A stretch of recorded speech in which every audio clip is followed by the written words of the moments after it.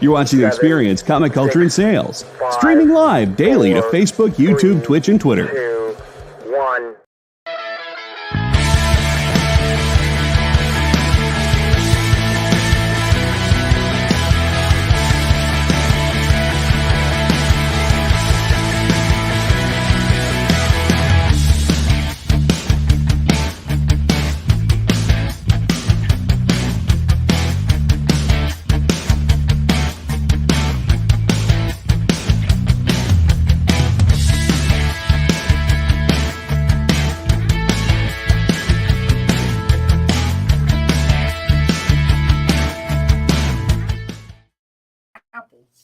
Hey, welcome. Happy Monday, I guess, right?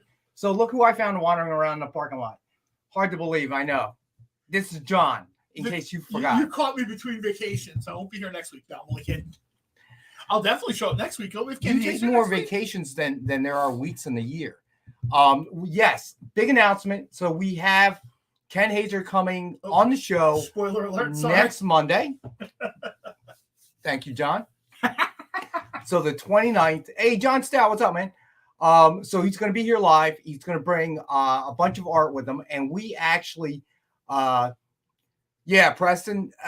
well, he didn't come in the building yet, so I got to watch him at the end of the show. I know, right? He'll bring some artwork with him. We have 3 pieces tonight from Ken Hazer, his original art, that will be up for sale. And then who knows what he might do? You know, well, said this before. If we hand him a sketch cover, it's hard to say what might happen. I know. I've said this before, but if you really want to check out the process, go follow Ken on social media. He's very kind of open about the process. You know, it's like the old webcam is open thing, and you're just able to watch him work, you know, and he does these really cool sort of like, let me tell you how I get from, you know, point A to point B. And it's just very neat. Every artist sort of has a different way of doing that, but I just think Ken's is very approachable. Right. Even like I don't have any talent. I don't draw anything or whatever, but I think it's interesting. So I'd especially think, you know, those people we have like CJ that are artists, you know, it's probably it's way more, not just interesting, it's way more informative because it probably makes sense to them. Yeah, it makes more sense to them. My knowledge of comic book art is I look what the cover is and I buy it. That's, you know, like I have very limited. All right, so shout out to Preston, Kenneth Bird, Ron Shepard. Ron's here. CJ's here. Ron's going to OAX. So cool in Orlando. All right, so let's see who else. Matt Carper, what's up, buddy? CJ. It's so funny. As soon as I got here, we were talking about cons this year. Like seriously having to sit down and look at the con schedule. Like first I was into it and then I sort of got out of it, you know, pandemic, whatever. And then I realized all of a sudden I haven't been to a con in years. And I don't mean just popping into Wizard World for an hour and leaving. I mean, going to Lefty, what's up, man? You know what I mean? So I'm sort of you got to show up to MegaCon, John. It's like less than 2 weeks away. Why don't you just hop on a plane, come on down to MegaCon, hang out with me, Bueller, and Spilio, man? He could actually do that. It's so funny that was sort of the conversation because Alex said something about, and I was like, well, you know, MegaCon is, you know, I could probably find a hotel room in Orlando. You know, I don't want to say I'm going to be there yet. We'll see, but it could happen. It very much could happen. This seems to be a year where I kind of want to. I already started talking to friends about, look, I want to go to San Diego. So start. You know, those of you that have marital issues, start working into the conversation now. Hey, Make Two, what's up, man? So you got to make sure that you can find a hotel room that's available that's up to your standards. So. You know what? That's why I told these guys to you ain't staying at the Ramada Inn. This sounds terrible to say, but yeah, I don't stay at the Ramada on the highway. I have to stay at a hotel where the con is. So, or at least part of the con is. I understand that, you know. So I kind of can sympathize with John. You know, I'm normally a very frugal guy, but there are a couple of things that I will not do.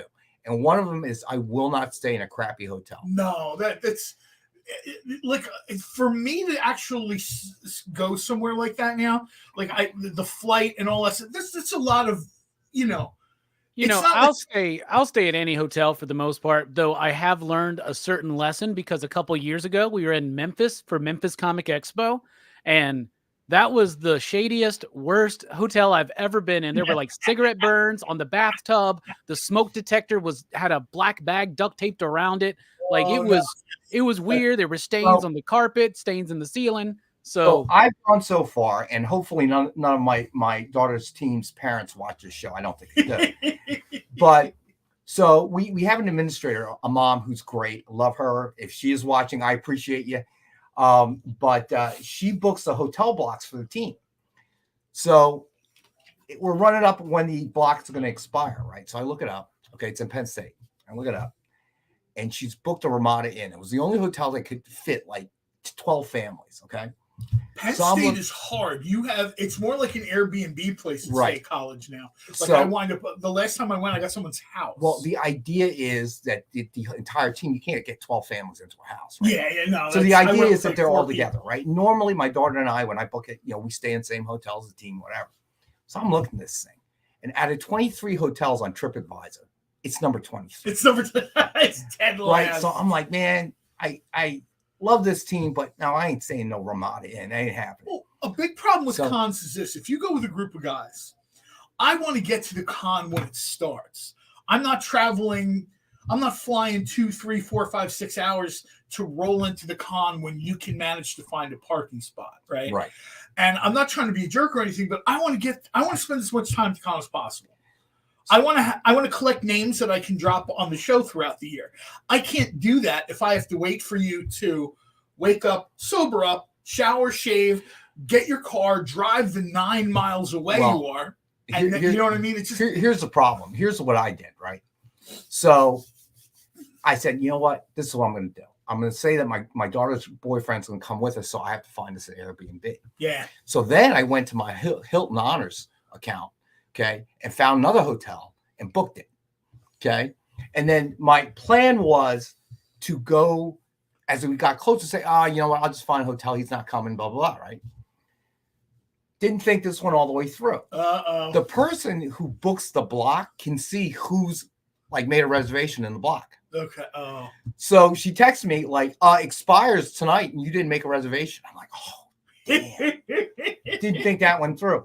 So then I make the excuse, yeah, blah, blah, blah. If he doesn't go, I'll find some other hotel, knowing full well I already booked the Hilton, which, by the way, out of 23 hotels at Penn State on TripAdvisor, it's number 3.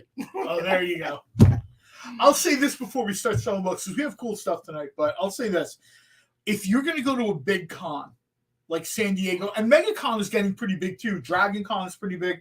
I will tell you this right now. It's not a decision you make last minute. Unless you've got a hookup. If you got family or something, that's a different story. But for someone like me that wants to stay at a hotel, nice hotel, because, I'm soft and old and spoiled, I would tell you it's worth it to join like Hilton Honors or Marriott. Get hooked up with one of the clubs, because what I found out a few years ago, the last time I was in San Diego, the Bayshore Hilton blocks off Comic-Con and you can't get in. And I said, well, I think I'm calling in January and the con is like July. And they're like, it's already blocked out.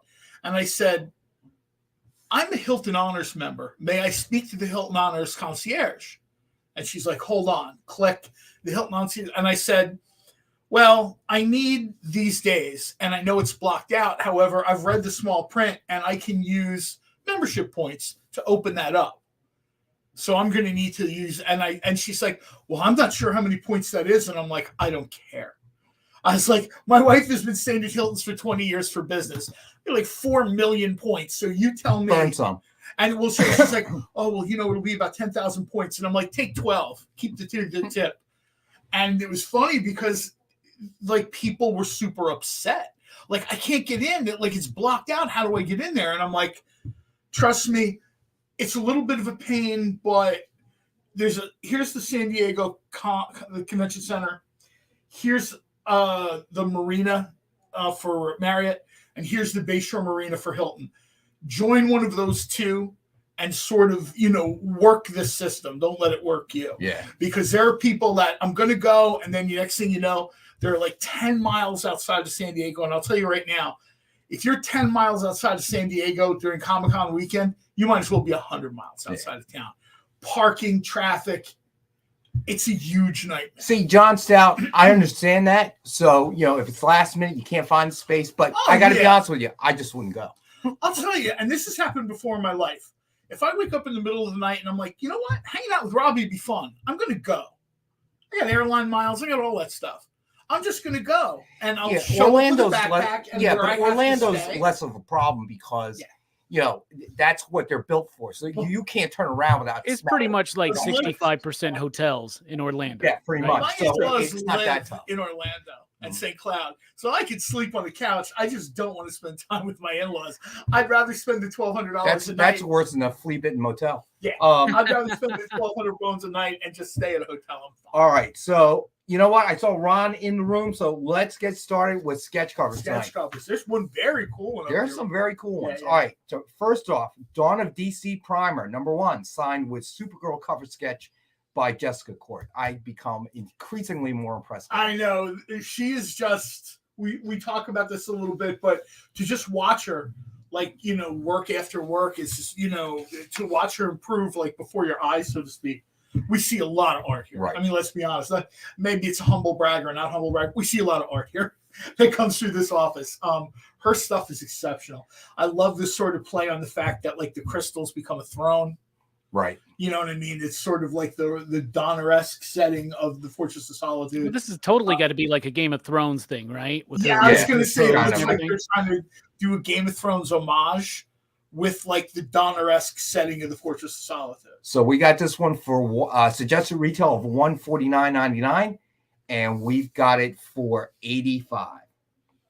All right. So then next up, and this is one of these deals where you probably are better off getting this stuff now, because eventually she'll be on a book, someone will pick her up and she'll do something, and then everything she's done will be $300. I would imagine, sometime in your we future. sort of kind of have people almost like a AAA ball, and that's when I want them to sign the contract, not, you know what I mean? All right, next up, we have Power Man and Iron Fist signed with Defenders, cover sketch by Joe Del Beato and Mariano Nicieza. Suggested retail $149.99. We've got this one for $85. I like this one a lot. That Hulk is sharp. I like that The Hulk. Hulk is good. I mean, I like this. It's very Bruce Timmie, isn't it? I was just going to say that. I'm glad you said it. This almost reminds me of, how every once in a while you'll see Bruce Timm, people know I'm a Dynamite fan, right? So I'll constantly in my feed, hey, do you know we did Vampirella? Yes, I know we did. But thank you for sending it for the 18th time. I love it. And that's what this looks like. Hey, did you know Bruce Timm did the Defenders? Oh, it has that energy. I really like this. All right, so then Ron wants Super. All right, you got it, Ron. Ron, Ron texts me some of the art that that when his art arrives, and those are that's the most joyful text I get in a day. I mean, Ron's jokes are awesome, but when he texts me an art thing that arrives, I'm like, this is amazing. He's got quite a collection. What I've seen of it, when he sends us pics and stuff. Oh yeah, he showed up here last year. Last year? Well, maybe a little bit more than that. And he only brought a couple of his books, and they were just amazing. Speaking of Alex, speaking of me, no, he used the word amazing. Generally, all right. So what do you got, bud? I got a giveaway for tonight. Oh, we've got, and the images should be. I'm not sure. There you go. Red Sonia, number 28. Jay Lee. Jay Lee. I love this cover. I love Jay's artwork, Robbie. And there you go. But wait, there's more.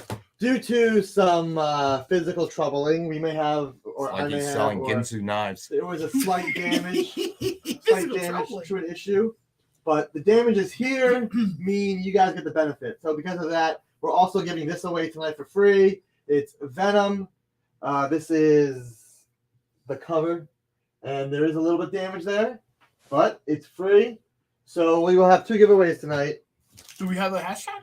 No, we're gonna make one up. We're gonna make hashtag Amazing Alex. That's Alex. Alex. I don't get it. Original Alex. I didn't know. That's stupid. Let's do hashtag EXP. Monday. We haven't done that one before ever. Collecting dude. No, don't do Yeah, that. let's do Don't it. do that one. Hashtag Now we're doing collecting it. Dude. Don't do that one for here. As soon as your mouth said, "Don't do it," that's exactly what we're doing. If you want a free book, enter hashtag. Oh, I like that collecting one dude. better, actually. No, don't do But that. we'll give Alex a choice. Would you rather have hashtag EXP Yes. collecting dude Yes, because then at least I as opposed to hashtag EXP screech? No, because people can at least follow me if they go to hashtag EX. That's what I was gonna say. All right, so that's what we're gonna make it there, Jay. Do it. All right, there we go. All right, Dwayne's a pain. What's up, buddy? All right, so next up, So there's Alex hooking you up with giveaways. Free comic books. so we have two giveaways tonight. All right, so we'll draw one in the first hour. We'll draw one in the second hour. Hotel. What's up, Steve Vendetta? Everybody has that one hotel in their memory, especially if you're an older guy. You know, if you're Mine's in your La 20s, Quinta. not so much. If you're in your 40s or 50s, everybody's got that hotel where, let me tell you where I almost got murdered. You know what I mean? Mine's a La Quinta. That's how the story starts. All right, next up we have Hulk #1, signed with Hulk, cover sketch by Joe Del Beato and Mariano Nicieza. I love this. This one is, I guess, Hulk in transition. It's pretty a cool. Jim Steranko homage, and I've talked about this before. Everybody has their favorite Hulk, you know, their favorite Hulk artist. A lot of people don't necessarily think of Jim Steranko when they think of the Hulk. I absolutely love Steranko's Hulk because he humanizes him in proportion. Way more than, you know, like they've always talked about this. In the Hulk's comic, they've talked about, why does he have 19 different forms? He's constantly, like, you know, evolving or devolving. I just always love the sort of the idea that Steranko, and he talked about this in Chicago several years ago, his idea of the Hulk was this monstrous body, but still a human face. Right. Like you could still, and he said, because that's the only way I could, you know, communicate this is still a person. Because when you draw the Hulk, like, you know, I mean, you look at the way Alex Ross draws him, it's like he's not even human. It's like he's some kind of like gamma radiated cave person or whatever. And I Thank you, understand Jay. artist makes choices, but all right, so next up we Marcus, have Ken is here next Monday. I saw someone ask. And CJ, if you look at the way Steranko draws the Hulk, very different than what you're used to seeing. I'm not going to say one is better than the other. It's my personal favorite, but you know, your mileage may vary. But all right, so Marcus, he was supposed to originally, but fell under the weather, so we pushed it back to 29th, buddy. All right, so so next up we have Detective Comics #140, signed with Batman and Robin cover sketch by Dan Neidlinger. It's just a retail of $149.99, and we've got this one for $85 tonight. Dan is another one of these guys that I absolutely love. That he just sort of it's almost like he channels the vibe of the era, right? He does it with color choices. He does it with, you know, the background stuff. I very much, you know, toddle over to the publisher's office and say, "Hey Nick, you know what I'd like to see Dan draw." Close your door on the way out. I don't care what you want to see. All right, so wait. The next one is this one is one of those ones that blew me away when Mariana showed it to me. All right, the Immortal Thor #1 signed with Cyclops, cover sketch by Tony Scott. Oh, I remember this one. Ron, yes, we do have a Ken Hazer artwork. I'll do that one next, buddy. But we don't have any Ken sketch covers, but we will next Monday. All right, so this one is by Tony Scott. It's just a retail of $149.99. We've got this one for $85. I'll tell you what I love about the color here. He's very subtly fallen into the Magneto color palette. Just the way Scott Summers very subtly slid into the Magneto role of, you know, going from being the first X-Men to, you know what I mean? I love the fact they tease Cyclops a lot, kind of boring, one-dimensional. They gave the guy the last 10, 12 years a great story arc. And I think this sort of, you know what I mean? I love the idea here. That he's sort of, you know, he's not the guy, you know, everybody thinks of Cyclops, you know, but he's got like one beam coming out of his head. And they sort of did some really, really cool stuff. Hey, Dave Cerrone, what's up, man? Okay, so Ron wanted to see the artwork, so we're gonna do that next. Dialogue on covers. That never happened, Dave. All right. All right. So hold on a second. All right. So first up, we have Gargoyles number 7, original cover art by Ken Hazer. Oh man. All right. So This is the original art. This is original art. Whoa. So this is a small sampling of what we've got tonight. Suddenly Ron's ears perk up. What? And there will be more next Monday when he's actually here. All right, but we wanted to throw some out. We did have it. As I said, he fell under the weather, so that's why he couldn't come tonight. All right, and then the second piece. And yeah, Marcus, to answer your question, yeah, Cyclops essentially became everything he hated. Because everybody sort of shifted one way and he didn't change. So eventually he winds up being responsible for Professor X's death. I mean, nobody ever dies forever, but basically he winds up killing his father figure for control of the mutant nation. All right. So he was possessed by the Phoenix, so it wasn't all his fault. Yeah, I mean, I don't want to spoil it. There's like a whole story, but yeah, it's not like he woke up one day and said, "Professor, you got to go." They kind of, they he woke up one day and just like got his gun. He's like, "All right, Professor, I've had enough." Scott, get the team ready. No, you get the team ready. It's like the Michael Douglas movie Falling Down, but with Scott Summers. All right. So, I think the new schedule. Jay, go ahead and take us a break, buddy. Are we doing a break already? Yeah. All right, we'll be back in a couple of minutes, everybody. By this time in our journey, we had been on the trail of a very elusive creature for about 96 hours. But all the hard work is about to pay off. Oh, crikey, there she is. Oh, by the markings, I'd say this one's at least a 9.8. Oh, she's a real beauty. A true mint copy. Oh, this one will make a fine slab on anyone's display wall. Oh, she's a feisty one, though. Look out, look out! Mint Hunter Comics is the place to find that mint comic you've been searching for. Mint Hunter Comics, Tuesdays at 8 p.m. Eastern, part of the experience. Imagine being at a convention and going to an interview panel that's just for you.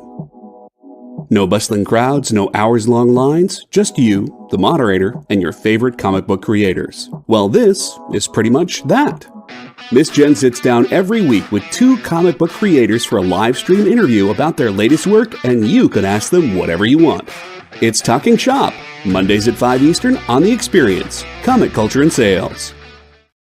Symphonic verses, Nocturne's romance. A song of romanticized darkness, dreaming dead by sleep.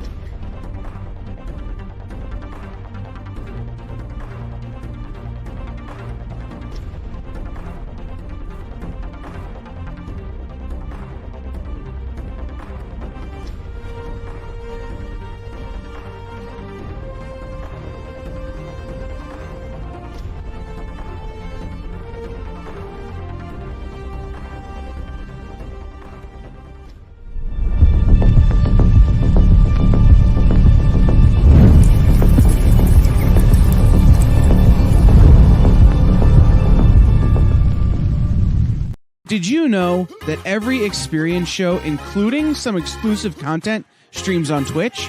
Check it out, twitch.tv/the_EXP. Or just scan that QR code.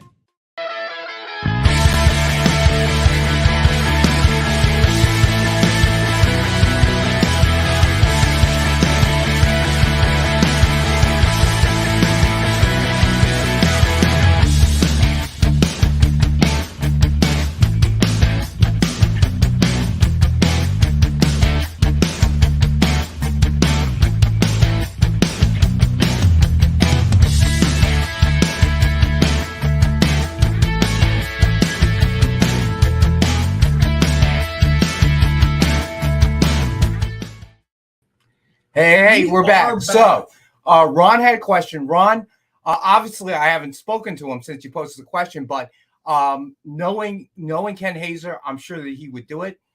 But Marcus and CJ, they have an interesting suggestion. Don't color the original, but it's up to you. Nick's going to come in and maybe answer the question for us. What's the question? So Ron wants to know if Ken Hazer would color the original art if he bought it. But Marcus and CJ are saying don't do that. Make a copy and have him color that instead. Look, as an art collector, you really should not have it colored. But if you love it that way and your plan is not to resell it, do what makes you happy. Yeah. So it's really your decision, Ron. Now, as to whether or not Ken would do it, I haven't spoken to him. Nick hasn't either, but I'm knowing Ken Hazer, I'm sure he would. He would. Yeah. He's So done it before. I mean, there you go. I think Creative Keep really wanted it colored. So let us know, Ron. We can have him color the original. We have him color a copy. It's up to you, my man. So you make the call, brother. All right. So we did get to the art. All right. So let's see. Let's do. Yeah. I'm telling you, John, we've got the guy working. So you see how many Hazer covers we've had on the show. He's just doing a bunch of stuff. Jay, we're gonna show that one later, buddy. Dave. All right. So let's do the sets, the grab bags and the 10-pack. As always, we got the Dynamite 10-pack reader set, 10 random Dynamite titles. $3.99 cover price or higher, and as always, we have it $5 to the group. Nick's comment of, as an art collector, I walked past his office. There is less wall than original art now. Like the entire wall, like you can barely see a wall anymore. It's just the most amazing collection of original art, and it's like 1% of his collection. Yeah, probably. All right. So then, Nick is the ultimate use the hobby to fund the hobby or whatever. So next up, we got the DF grab bag 3-pack. Got that for $5. We've got the DF grab bag 7-pack. We have that for $10. Then we have the DF grab bag 15-pack, and we have that for $20. I know where Mariano keeps the markers. If you want to get me a black and white book, I'll gladly cover it. There we go. Hey, Mo, what's up? Thanks for joining us tonight, Beth. It'll be on sale for $1. All right. Then next up, we have X-Men Random 20-pack grab bag. 20 random X-Men titles from 1990s with a chance of the 80s or 2000s. Books are 9.0 or better. We've got that for $20. Now, if That's you always buy, a nice way to kind of fill in the gaps. Right. If you buy all 5 of the packs, okay, we'll do it as a combo deal. Okay, so all 5 of the packs at our discounted prices is $60. Oh, nice. We'll do all 5 for $30. all right. So real quick, Friday with the storm, everything was crazy. We sold a couple of the Walt Simonson personal copies of his artist edition. The one that we didn't sell is the one with Beta Ray Bell. Full-size sketch. Almost as big as my mouth. So Back in the day, they used to call these coffee table books because they were so big. tell you what, last week we said I'm going to give Ronald first shot at this. Hey, Dave Cerrone. Yeah, so talk about blast from the past. We're doing 90s X-Men comics. We might as well have Dave pop in. If anybody wants this is personal. I'll just do it at $12.50. We were going to start at $15. The snow, we got snowed out. I didn't get to hold this on the show. We sold the other 2. So Stevie B's here. Holy free holies. All right. So, Stevie B. Pretty sure Lyle Hobson doesn't want to hear us complain about the 6 inches of snow we got. Hey, John Castle, Probably not. what's going on? So, all right. Here we go. All right. So now we've got some Bronze and Silver Age. I can't believe he left this in front of me. It's like he wants me to have it. Yeah, that's a little big to sneak in here. You can have it for $12.50. So, I forget, Jay, did the break schedule when we do 2 hours? When is it? Okay, so the next break for y'all is going to be at 6:45, and the last one's going to be at 7:30. 6:47. He's just making this up. I think he's just rolling 2 die 10, and then whatever comes up, Could that's be. the o'clock. Could be. He's just trying to time when he needs to take a bathroom break. That's what it is. My DoorDash will be here. Robbie. man, so Robbie, don't let him know. So, all right. So here we go. Amazing Spider-Man number 164 from 1976. Oh boy. This one is a 5.5, and we've got it for $10. You got to wonder with this composition what Spider-Man's staring at that has him so weak in the knees. Ouch. Family show. I'm the Kingpin. I didn't say anything. Well, my guess is Dwayne's a pain. You got it, buddy. it seems like every time I see Vincent D'Onofrio on the TV, all the back issues of the Kingpin get like a bump. All right. Next up, we have Amazing Spider-Man number 197 from 1979. It is a 6.5, and we've got this one for $15. Okay, never mind. It's just the Kingpin. It's just a Kingpin. Short Circuit, what's going on, man? All right.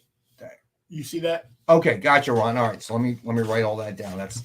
So Ron wants number 12, and Hazer color copy. And he wants 2 signed copies of the book, one for himself and one for me. Yeah, I don't think so.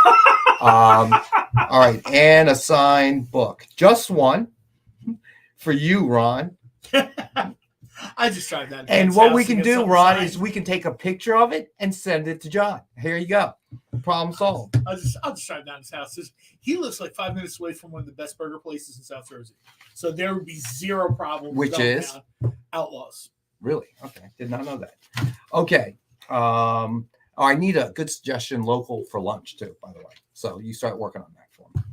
All right, so you got it, Ron. I got you down, buddy. Just to be clear, single origin beef thing, which is so popular now. The what? Single origin beef, meaning all their beef comes from like one cow.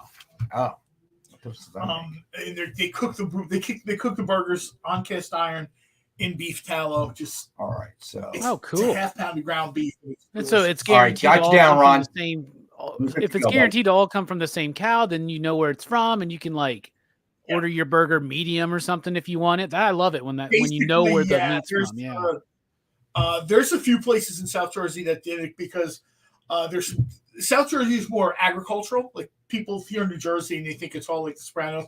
No, half the state is. The other half of the state is where we get the name the Garden State from. It's a lot of farms, small farms, ranch, very small ranches and stuff like that.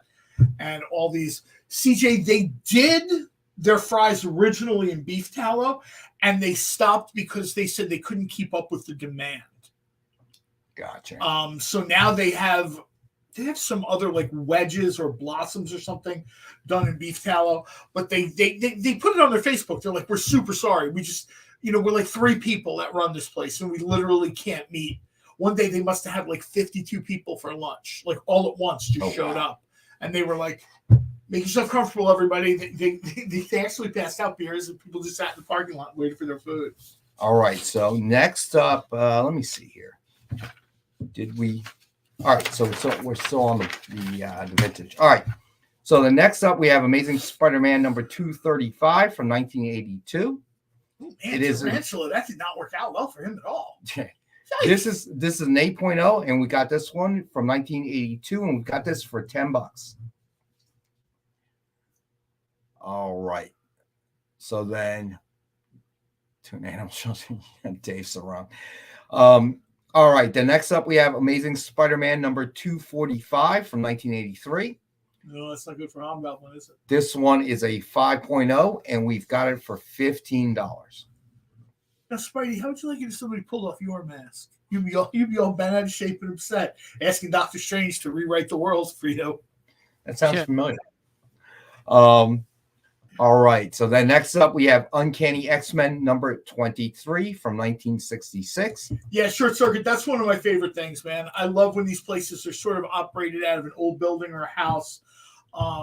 There's one further down in South Jersey that's operated out of a industrial barn, garage, I guess, tractor shed or whatever you want to call it, and it's just really, really good. It's and very small menu.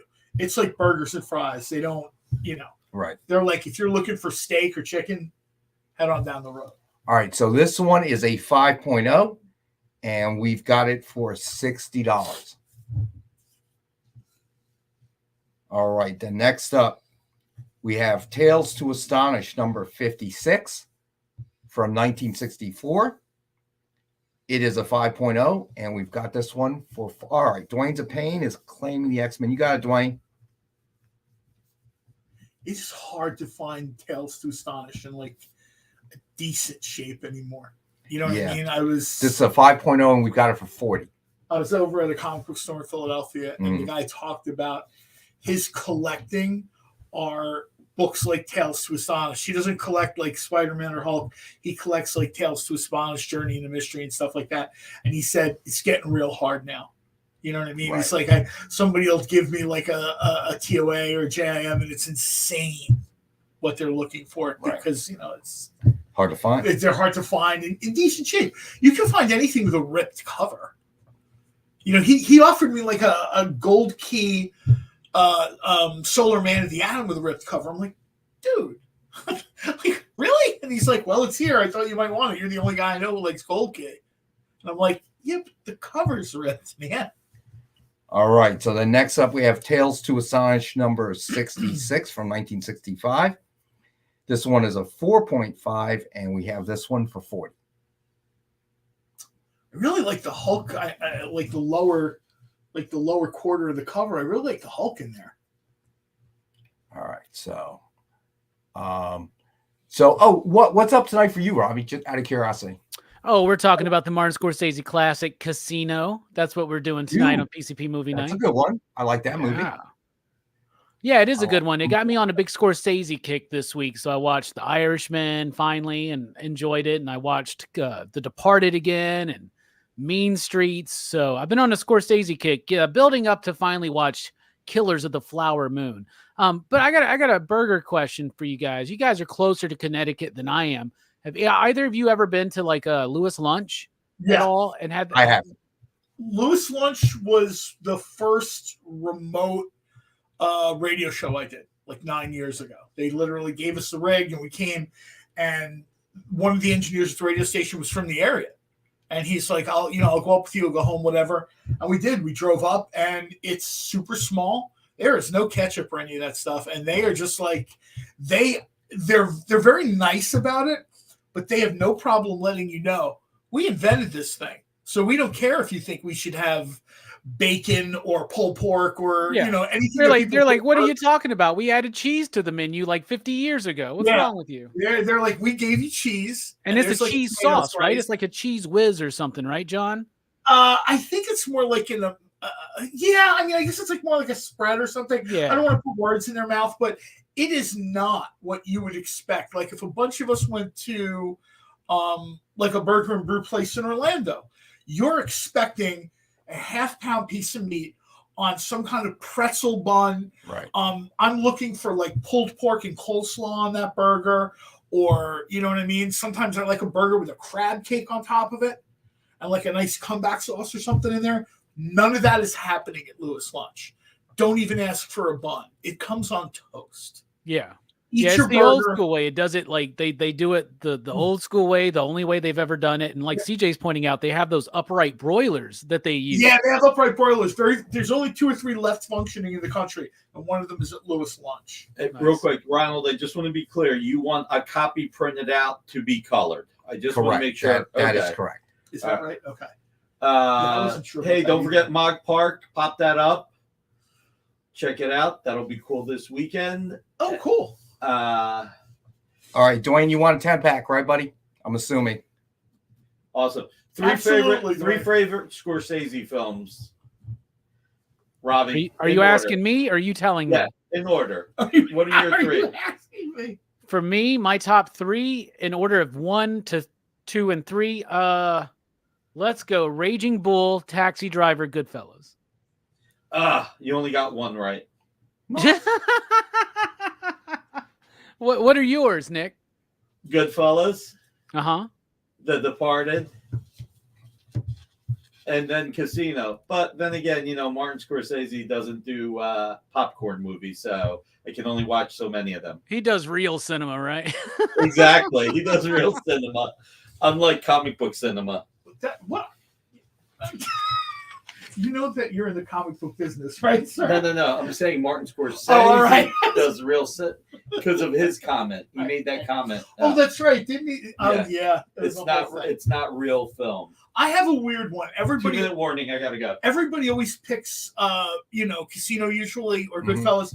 Mine is Gangs of New York. I love the Gangs. Oh, that Gangs of New York. that would be in my top 3. I really like that movie. Comes really close. The Aviator.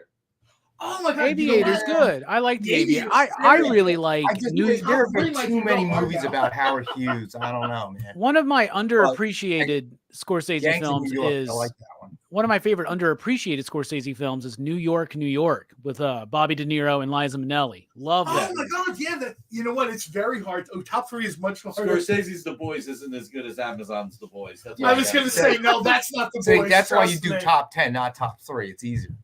You get all of them. It makes it hard if you say that because now you're looking at his movies and you're like, oh. I mean, if you're of a certain age, you grew up with his movies. Just make sure everybody's got it. Look at that. Look at that. Hard to see. Almost as handsome as John. I really like the back though. All right. So his Aviator. All right, guys, hit that thumbs up. All right. So, you know what? We probably got time to throw up one more book before we got to go to the next break. It's hard to follow this one, man. You better have something good. All right. The others. Tales to Astonish, number 67. It is a 5.0, and we've got this one for 60. The rare blue pants appearance of the Hulk. TJ, what'd you say? I said it's a rare blue pants appearance from the Hulk. Right? Yeah. All right. So, okay, Jay, we got to take our next break, right? At 45. So go ahead, bud. Is it? All right. We'll be back in a little bit. Live from New York. What? Oh, sorry. Live from Cleveland? It's Friday night? It's Friday Night Live! With Nancy McCann. And Ricky. And sometimes Carlos. And featuring boxes and boxes of rare comics. Unique collectibles. Lots of smiles and conversations with new friends. Friday Night Live with Comics Unlimited. Friday night from 9 to 11 on The Experience.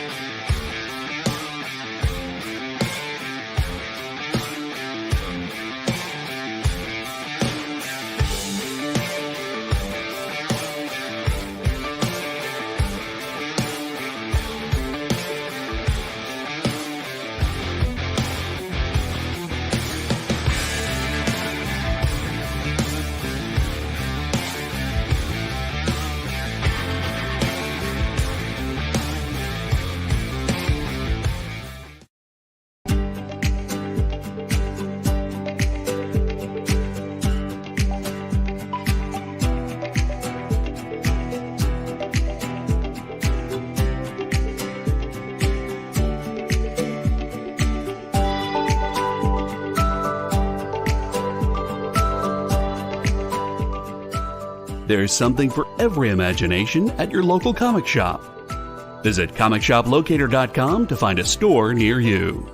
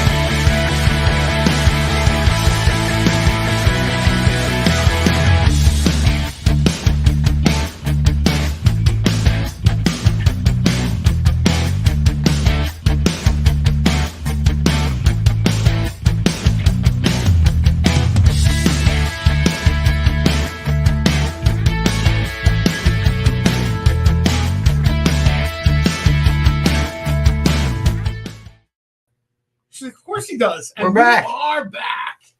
All right. So, all right, let's finish up the vintage. We're almost there. Okay. So then we have Tales to Astonish number 68 from 1965. It is a 4.0, and we got it for $30. I love the way these covers work, you know, where they spotlight both tales that are in the book, right? But it looks like Giant Man's dead, and Hulk's all like, "I'm back from the dead." like it's interesting, man. Hulk's always got to get one up on Giant Man. Oh man! Right. All right. So next up, we have Tales to Astonish, and I spelled that completely. Oh, Tales, I spelled completely wrong. I hit the wrong button. Does it show? Oh, thanks for fixing it, Jay. From 1965, and it is a 4.5, and we've got the one for $30. All right, and then next up, we got Tales of Suspense number 75 from 1966. It is a 5.0, and we've got it for $60. He just made a comment. He just made a comment about Giant Man being a B-lister, right? Uh, Which is sort of like from a comment from Hank Pym's Breakdown. Dude, you're a co-founder of the Avengers, and you invented Pym particles. I don't know why you bother leaving the lab, Right. let alone cosplaying as a giant. His Ant-Man character is infinitely more useful than a 30-foot tall target. I just, you know what I mean? Ant-Man, It's also Look, more I- fascinating. It's a more intriguing idea to shrink. Yeah. What's that world like? Than it is like, oh, he grows big, but he always just gets his tail whooped. You know what I'm Here's saying? the Like, thing, the big always. idea, the best Giant Man we've seen was Scott Lang during Civil War. thanks, and, Jay. And their reaction is like, does anybody else have amazing powers? Because the guy's a giant. Right. And he just crushed an airplane with his feet. But ultimately, what was more effective? That scene where he gets knocked out and taken down and asks for Right. orange slices, or the hero scene when Henry Pym, Michael Douglas, rolls in with about 1 million mutated ants and he tells Kang, "You are all done." You know, that is probably one of the coolest scene of any Marvel movie. When he just walks in, yeah, it's a casual stroll with like 1 million genetically engineered ants I created, Right. and watch us stomp a mud hole in Kang. Take a break, guys. I got this. The ants are on him like white on rice. It is terrible. You're trying to All tell me right. Kang gets beat by a bunch of ants in the Ant-Man movie. Literally. He does his whole thing on Kang the Conqueror. Dude, they're ants. Yeah, they need to switch to another big bad for sure. That's not how And you they are- introduce. Like, imagine if Thanos first shows up and a bunch of ants take him out. Okay, That's what I we're was supposed to gonna say. believe this guy's supposed to be a big deal. you kind of undercut your guy, man. I understand. You're like, oh, he's Kang. There's 1 million Kang. Dude, those ants stomped him silly. I understand he sort of escaped or whatever, but no, man. They just wore you out. And people are like, oh, I kind of forget. And all I'll say is go back and watch the scene again, man. Kang is having a field day. Kang goes Michael back in Douglas- time, just starts stomping on ant hills. Just Michael Douglas rolls in like, okay, we got to wrap this movie up. We're 3 hours in and people are getting tired. All right. So next no, up, Jay. we have- Just because it happened in the comics doesn't mean it makes sense. Okay, I'm just gonna say that. all right. Tales of Suspense number 97 from 1968. It is a 4.5, and we've got that one for $45. What do you guys think? Whiplash wearing what are those? Would you consider those chaps? Chaps? What are those? He's going like for a gaucho theme, or Maybe. I know Tony Stark leads a fascinating personal life. But All right. You got it, Dwayne Zapane. I remember being a kid and this guy cuts Tony Stark's armor with a whip. And Well- as like a 7 or 8 year old, that was like the coolest thing I've ever seen. Let me say this. The book was what, 1968? Chaps were big back then. What's that? Just saying. Comics reflect the times that they were written in, right? I remember That's true. finding this book at like an old secondhand comic book store at a long box and sitting on the floor. I'm like, oh man, it's terrible condition. I'm reading it, and the guy's like, crack, and Tony Stark's armor is ripped. And to that little kid, You can't prove that, Marcus. And weird. Hey, so real quick, somebody asked if football talks over because of the Eagles and Cowboys being bounced. So I thought football was done. I thought football was over. Yeah, I thought it was over. I put a random thought there. I would like to see the Detroit Lions win the Super Bowl. That's something that I'm rooting for now. At this point, I would be cool with that since the Bills lost last night. That was upset because I got some homies that are Bills fans, but I got a buddy who's a Lions fan, lifelong Lions fan from Michigan. So it'd be nice for them to win. Michigan win the national championship, and well, the Pistons aren't going to do anything, so they got to have that, right? They're bad, but I can't help but like Kansas City. I don't like the team. I wouldn't have considered myself a Taylor Swift fan before this started, but the rage it's driving people into, especially on social media. But here's the thing: I hope they never lose a game again. It's not Chiefs fans that are doing that. I mean, some are, but it's not them that's doing that. You know, it's the whole league. I just don't understand it.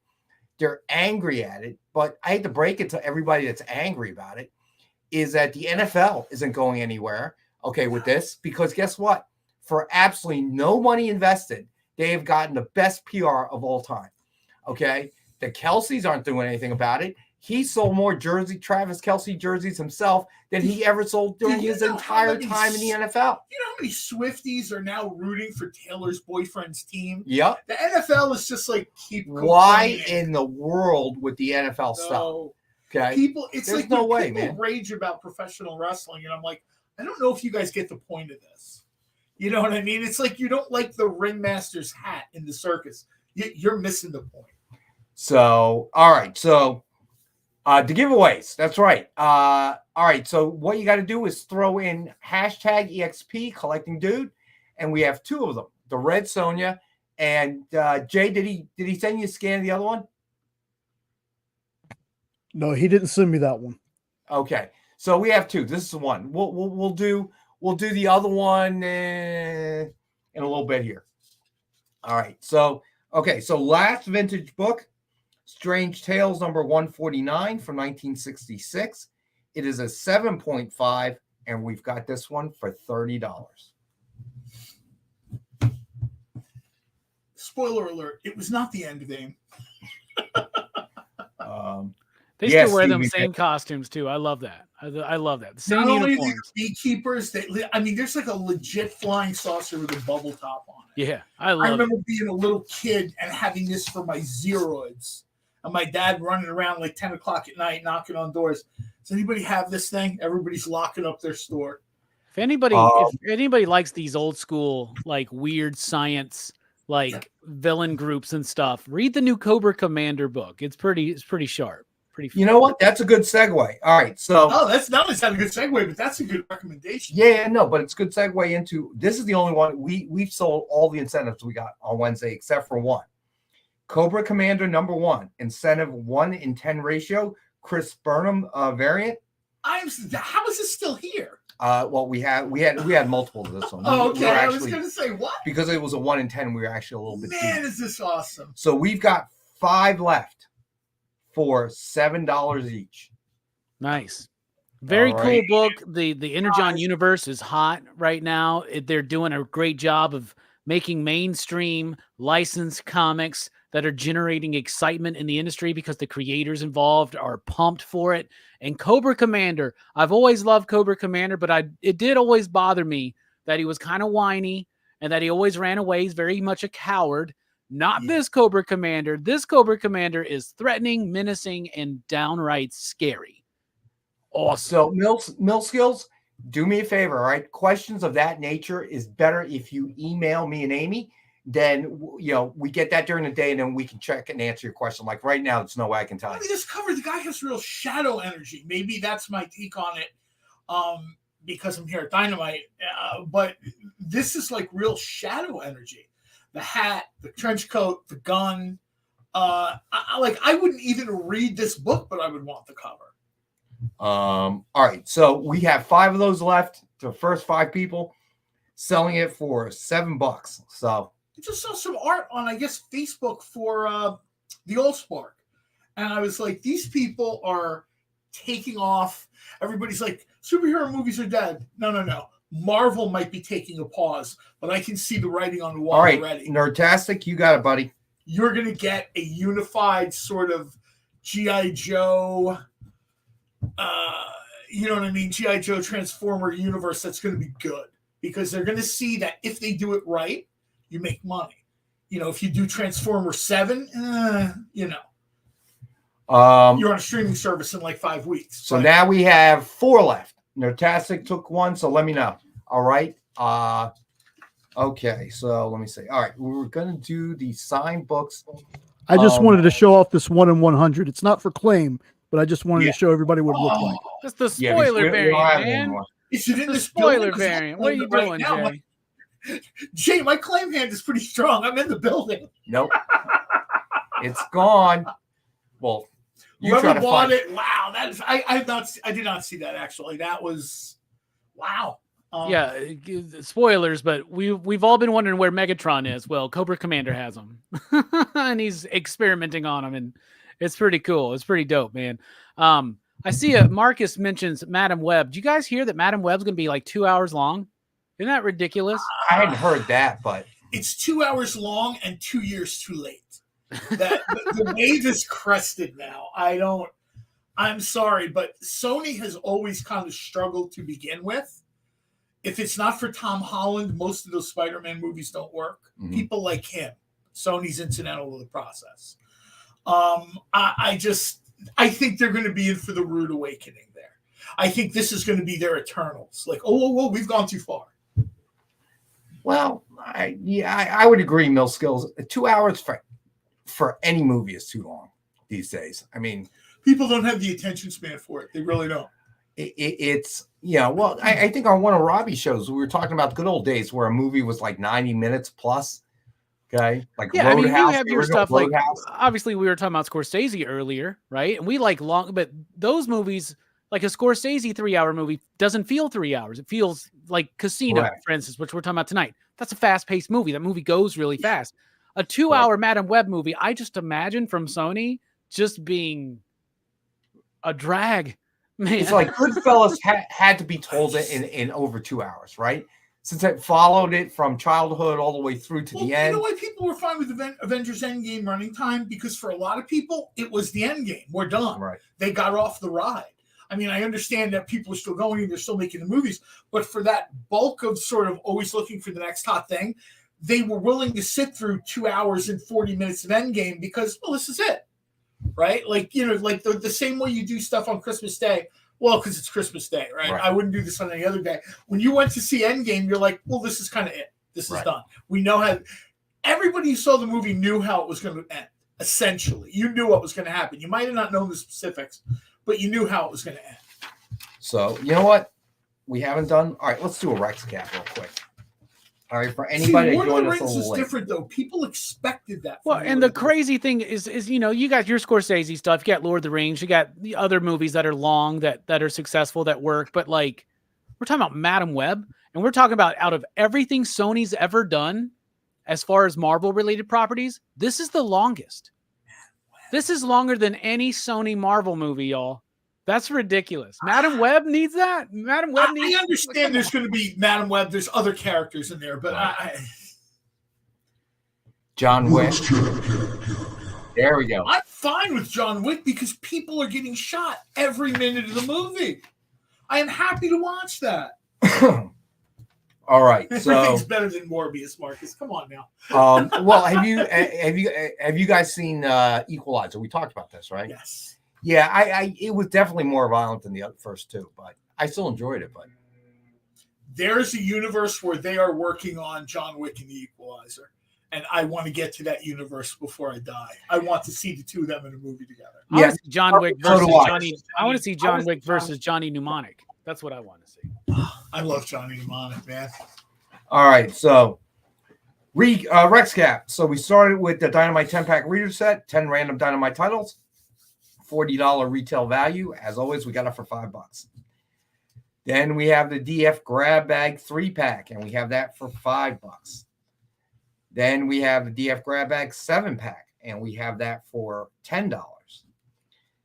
Then we have Dynamic Forces Grab Bag 15-pack. We've got that for 20. And then we have the X-Men random 20-pack grab bag. 20 random X-Men titles from the 1990s with a chance of the 1980s or 2000s. Books are 9.0 or better, and we've got that for $20. If you buy all 5 packs, it has a value of $60, but if you buy all 5, we'll discount it to $30, 50% off. All right, so let's see here. Then we did Amazing Spider-Man number 197 from 1979. It is a 6.5. We've got that for $15. Ooh, John Wick versus the Punisher. That would be good. You know, this just made me, everybody's making me think of this. Keanu Reeves has played a lot of movies with people named, he's played a lot of roles of characters named John. Johnny Utah from Point Break. He's Jonathan Harker in Dracula. He's John Wick. Yeah. He's Johnny Mnemonic. Ah, interesting. That's a good point. Versus John Castle. Hardcore Henry was hardcore. And Hardcore Henry made me sick. John Constantine. Hardcore Henry, the perspective that's shot from. I remember. I know. You know, you could blame the beers as well, but we put this on at like 1:30 in the morning, and I'm just like, "What am I watching here?" And I literally just started watching around with my phone. So how about John Wick versus Bill and Ted? Somebody said that I really want to see John Wick and Ted's Excellent Adventure. And I was like, yeah, you could just take my money and I'll... All right. So the next up, we have Amazing Spider-Man number 235 from 1982. It is an 8.0, and we've got that for $10. Then we did Amazing Spider-Man number 245 from 1983. It is a 5.0. We've got that for $15. Then we have Tales to Astonish, number 56 from 1964. It is a 5.0, and we've got that for $40. Then we have Tales to Astonish, number 66 from 1965. It is 4.5, and we've got that for $40. Then we have Tales to Astonish, number 67 from 1965. It is a 5.0, and we've got that one for $60. Then Tales to Astonish number 68 from 1965. It's a 4.0. We've got that for $30. Then we have Tales to Astonish number 69 from 1965, 4.5, and we've got that for $30. Then Tales of Suspense number 75 from 1966. It is a 5.0, and we've got that for $60. Then Strange Tales number 149 from 1966. It is a 7.5, and we've got that one for $30. And don't forget the Thor art book with the huge Beta Ray Bill cover sketch we have available for $1,250. All right, so now the sketch covers. That's so nice. We have Power Man and Iron Fist signed with Defenders cover sketch by Joe Del Beato and Mariano Nicieza. Suggested retail of $149.99. We've got it for $85. I'll tell you, Defender stands like your moment has come, because this is a very cool and very unique kind of take on the characters. Like the poses are traditional, but Robbie mentioned it earlier. I think one of the other two people mentioned it too. There's a lot of Bruce Timm energy in this. I don't know if it was intentional or not, but it's very, very cool. All right. Then we did Hulk number 1, signed with Hulk cover sketch by Joe Del Beato and Mariano Nicieza. Suggested retail of $129.99. We've got this one for $75. All right. Then we did Detective Comics number 140, signed with Batman and Robin cover sketch by Dan Neidlinger. Suggested retail of $149.99. We've got it for $85. Then we did the Immortal Thor number 1. This one I really like. Signed with Cyclops. Cover sketch by Tony Scott. Suggested retail of $149.99, and we've got it for $85 tonight. All right. Now, we still have 4 available. Cobra Commander number 1. 1 in 10 ratio incentive. by Chris Burnham, and we've got 4 left at $7. So this just came out last Wednesday. Man, yeah, the higher ratios we sold out almost immediately. Well, this is probably my guess is this is probably the hottest thing in comics right now. Pretty much this and Ultimate Spider-Man for sure. Yeah.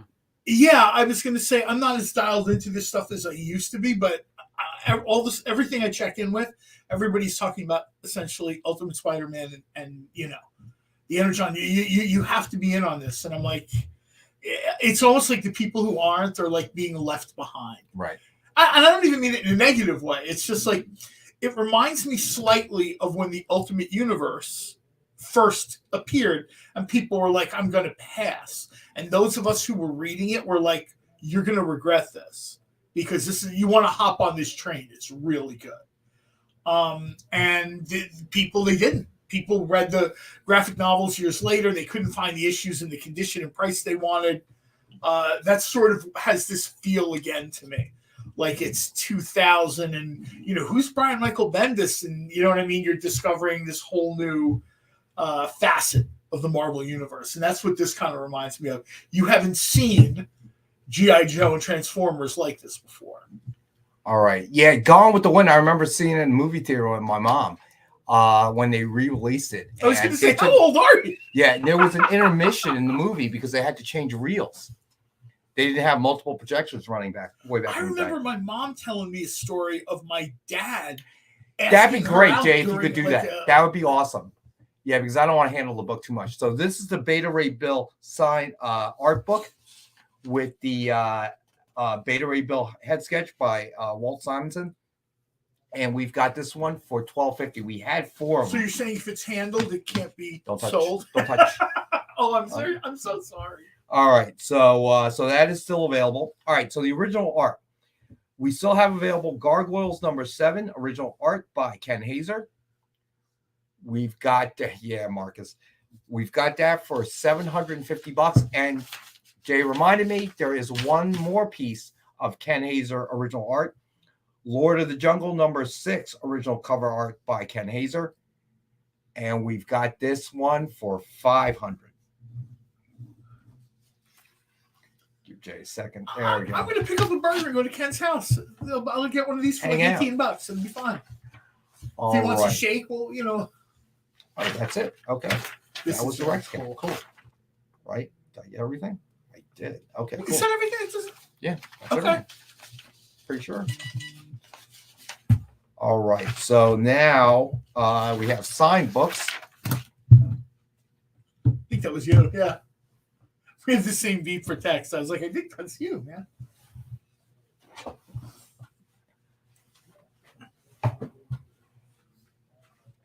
Sorry. I found old movies, the things I like, horror, science fiction type things where they touch.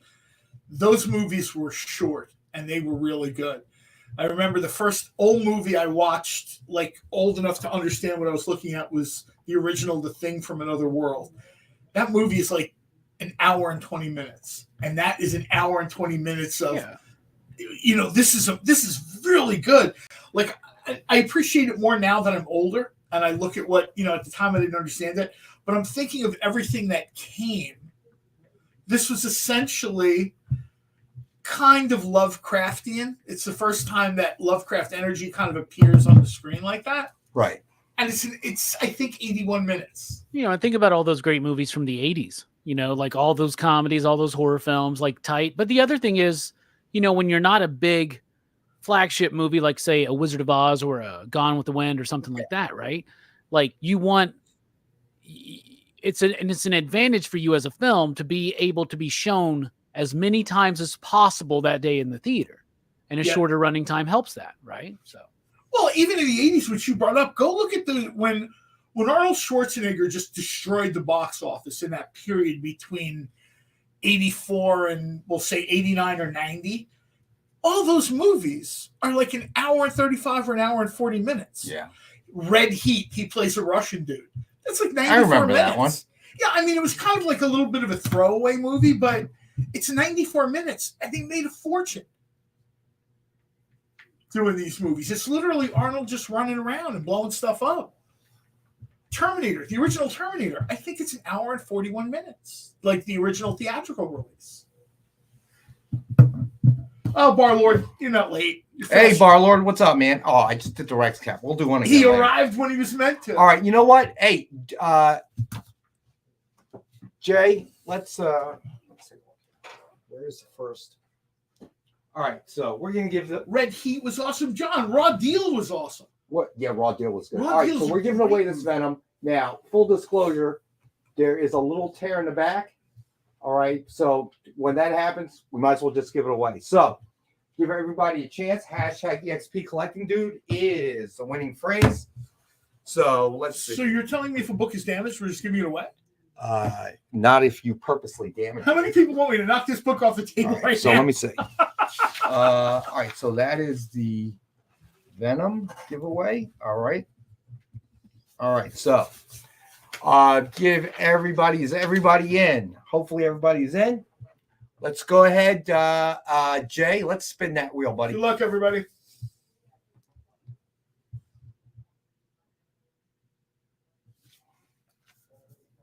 You know what?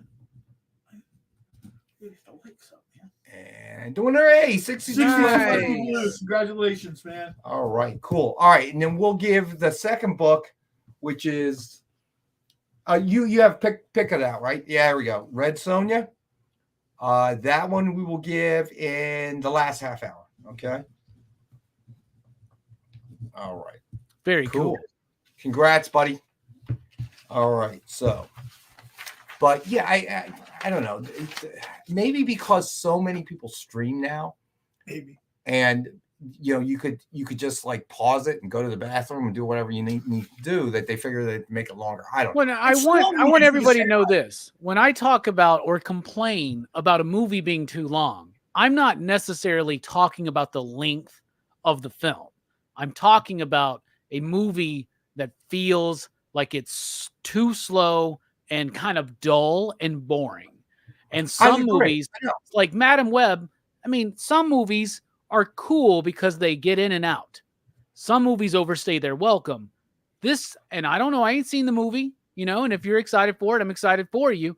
I want to say I have an unbiased non-opinion about it, but I do think it's my biased first opinions and first thoughts are that it's not going to be very good, but I'll check it out. I'll give it a fair shot, but 2 hours for a Madam Web movie when you haven't even done a Spider-Man movie that long, that's ridiculous.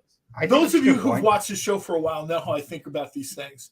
At best, I'm trying to think of a good way to put this. At best, Madam Web should be on Disney Plus.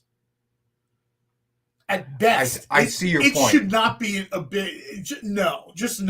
Madam Web seems like Echo, and I think Echo is really well done. We haven't talked about it a lot. Right. I don't have any problem with Echo. I thought it was interesting. I do want to watch it. Have not been able to turn off the parental controls on my Disney account, so I have to figure that out. But my point is, that's a true story, John. By the way, this dude cannot turn off the parental controls. God knows. I don't make that stuff up. There's like a level for me. Like, here's an idea. And is it a comic? Is it like there's an escalation, right? And obviously, at the top of that food chain is $200 million movie or whatever it costs to make these movies now, right? Below that, you get like the high budget Disney Plus thing, where you're paying for Jeremy Renner to be Hawkeye, right? And then you get the lower tier stuff, which is, I hate to say it, but Echo. Right. And I really like Echo. I liked it. I've watched it all the way through 3 times, I think now. I like Echo a lot, but that's the level Madam Web should be. Madam Web doesn't have any massive box office power. I understand Dakota Johnson or whatever's in the movie. I'm talking about serious box office power. Scarlett Johansson isn't in that movie. Right. So I'm having trouble understanding Sony's rationale. There's a bunch of suits in an office, right? And they're deciding what they're going to do with Madam Web. And a bunch of these guys look at each other and thumbs up a 2-hour box office theatrical release. I don't get it. As a fan of superhero movies, I don't get that. You guys know I watch these movies addictively. Day after day after day I go. for some of these movies. I am kind of with Robbie. I if you enjoy this, if Madam Web is your favorite character, I'm glad your time has come. I just don't get a box All office three of release. you out there. Thank you. And I don't get the 2-hour runtime. I'll tell you I what, just dude. If they tell us Kraven the Hunter's 2.5 hours, I'm out. I'm done. I ain't watching any more of them, man. So If he wants to do Kick-Ass for 2.5 hours, I'll watch Aaron Johnson do that. But So, all right, while we're on topic of movies, I binged something this weekend recommended by a buddy of mine. I gotta tell you, it was a sleeper for me. I didn't realize how much I enjoyed it. I believe it's on Netflix. It's called The Brother's Son. Okay, and it has Michelle Yeoh in it, in a starring role. It is about. I don't watch that. I hadn't heard of it. Well, it's about what?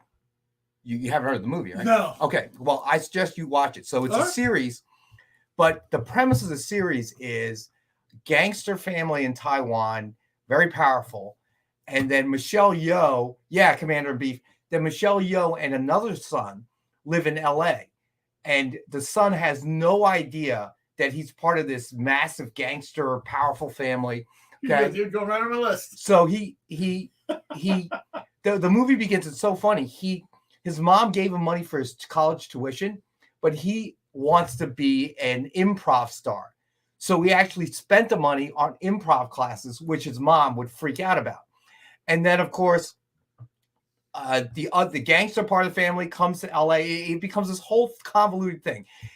It does have its John Wicky kind of violence and all that, but there's this subtle humor in it. My parents live in Taiwan. I love Taiwan, so it was nice to see that. But the guy who recommended it to me, he's never been in Taiwan, doesn't know anything about the culture, and he loved it. And I got to tell you, it is so funny. It is hilarious. Yes, we do Commander in Beef. I feel like they did not really expand on that character, and then they killed him. Okay, so it kind of, and his wife or girlfriend, whatever, I forget. That was too funny. That was a hilarious. It was funny yet not meant to be haha funny kind of thing. So I recommend it to everybody out there. Commander in Beef obviously watched it. Dude, I just popped it on my list. I'm telling you, man. I as my wife would say, it's on the British Baking Show channel. I gotta tell you. That's all Netflix is to my wife, the British Bake Off and other baking shows. Sorry to hear that. That was stupid. No. That was really stupid. I hate when they do stuff like that. I gotta be honest with you. Netflix doing stupid decisions. Yeah, man, that's really stupid. Because that's too bad, man. Hopefully somebody else picks it up. I just saw something else got canceled too. That's the only thing I've watched on Netflix in weeks. So Netflix right now, what Netflix has been doing the last 10 years makes me think of HBO and the aughts, I guess we would call them.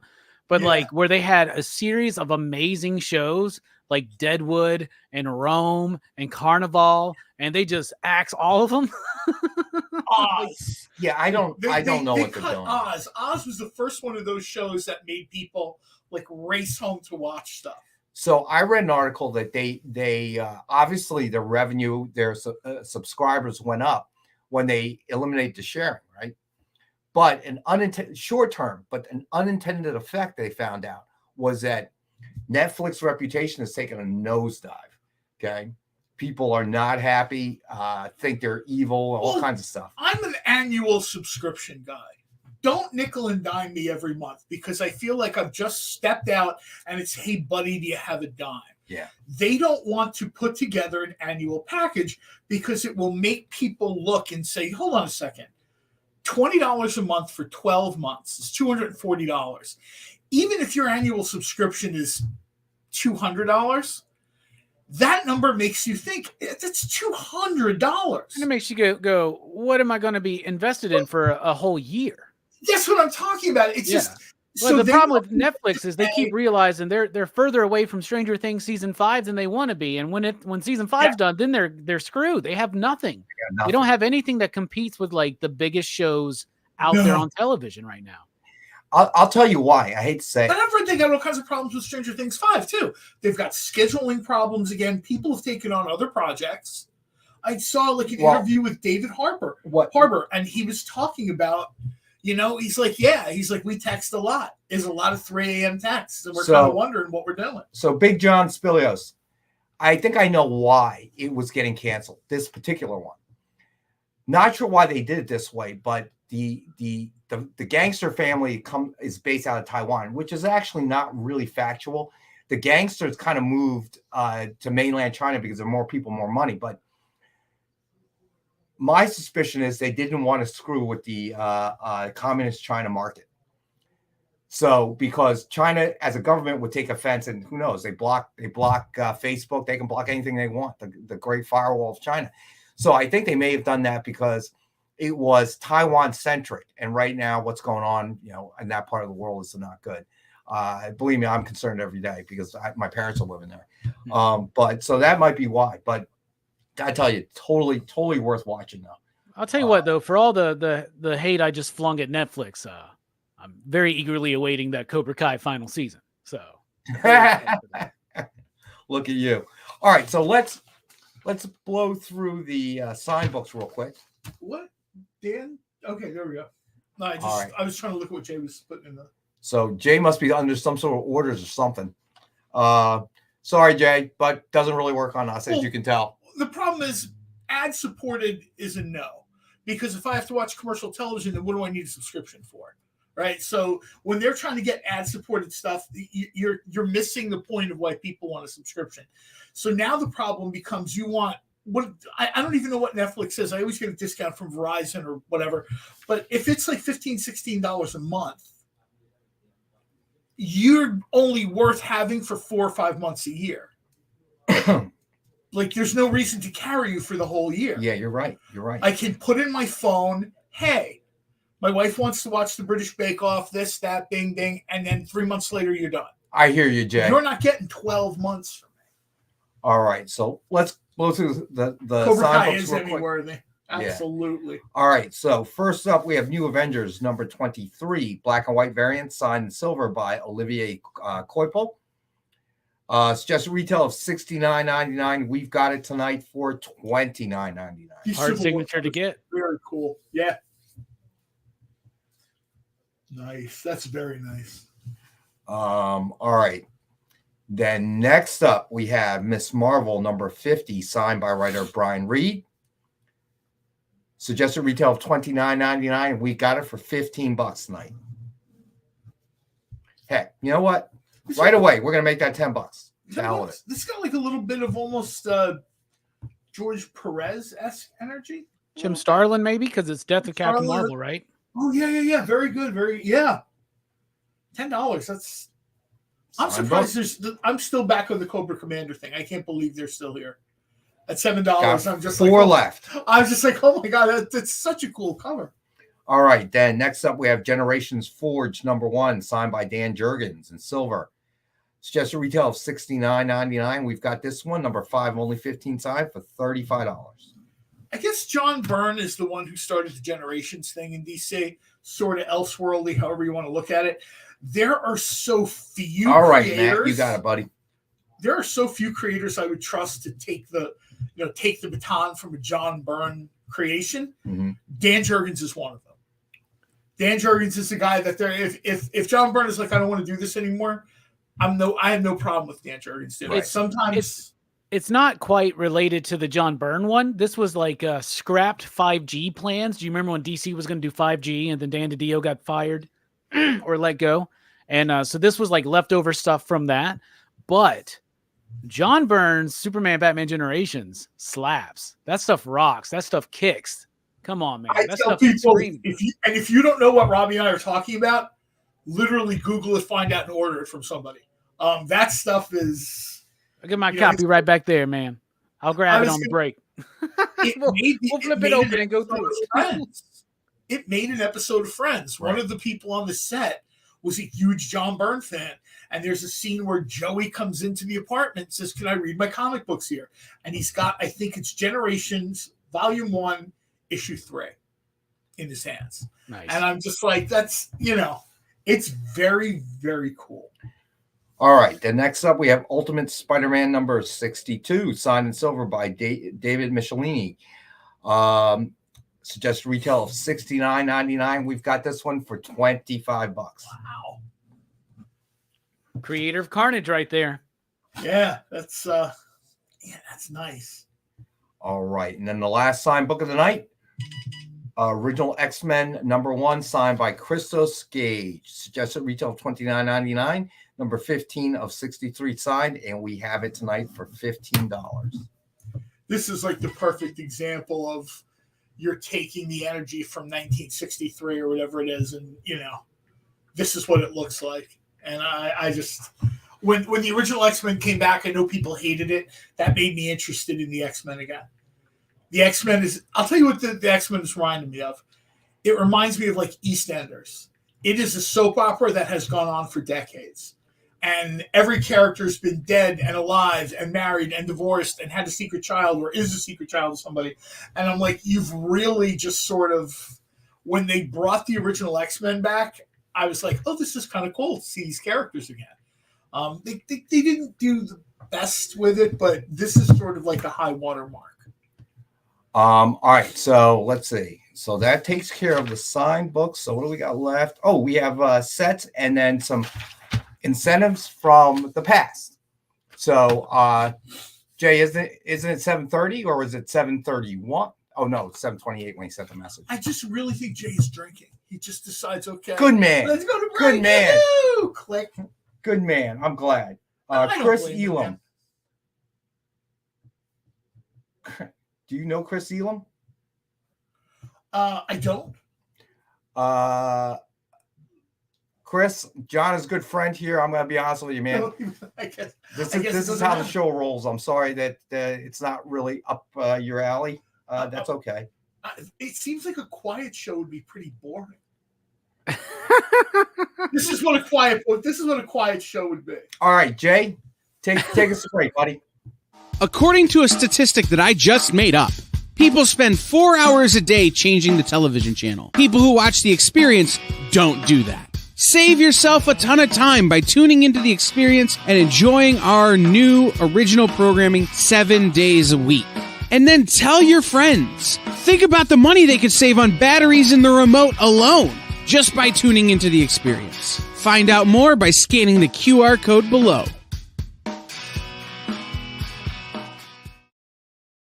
To be continued. 3 little words that hold the secret to the next great story. 3 words that will thrill you, confound you, give life to new possibilities. Every variation of To Be Continued is a promise of adventure, a promise of excitement, a promise of unseen wonders and unexplored worlds, a promise that every issue you read makes you a part of a never-ending journey, and behind every page there will be an unopened door waiting for you. This story to be continued at your local comic book shop. Visit comicshoplocator.com today. Programming on the EXP is made possible by viewers like you, or your local comic shop, or that Kickstarter you backed, or the publisher you like, or comic industry professionals who want to share a message with the world. Really, anyone who wants to advertise with us can. If you're interested in seeing a product you know and love, or are creating, or are publishing, or are involved with, advertised here on The Experience, and having your message shared with our viewers, please reach out by scanning the QR code below or visiting our website and using the contact form.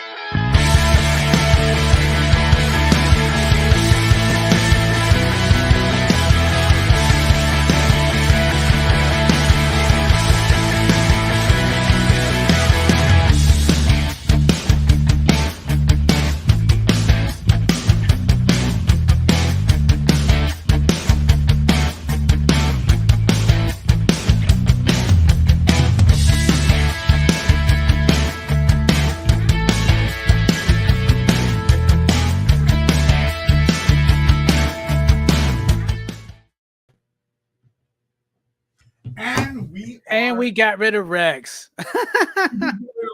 Sorry, Chris. We flipped for it, and I was the one that got away. John, we got your back, man. I was just laughing because I was like, talk about the wrong. Rex highlighted the wrong comment. No, you know what? I did radio for like 10 years, and to be honest with you, I would hope people would come in and ask me that, because it always made for great entertainment. I'd be like, oh, please come on the air, talk, and then Speaking of talking, look at that. There it is, baby. That's my trade paperback, volume 1. I mean, I feel bad that we don't have one to offer tonight, but I cannot tell you the joy that John Byrne felt doing Superman and Batman World's Finest together when he told people at a con, Superman's daughter. So I'm sorry, guys. I had a personal thing. When John Byrne told people in Chicago that World's Finest was his favorite DC book, nobody doubted him. Yeah. So, beautiful. So, whoever go find a copy of that. Ask your comic book shop, hey, do you have Superman Generations 2? And what it does is it's John Byrne taking Superman, Batman, and continuing it through decades. So we get introduced to them as old people. We get introduced to their children and their children's children. And it keeps going, and it even goes back into the past and some of the other volumes and stuff, right? So, I mean, I guess now there's like a whole collection, but there's like 3 volumes, right? Like 3. There's Generations 2, Generations 3. I might be wrong, but I think there were. And like 2 and 3 were like prestige format, I think. So hold up a sec, guys. I do want to address something. That guy Elam. I don't know if you're still watching. You turned us off after you got bounced out there.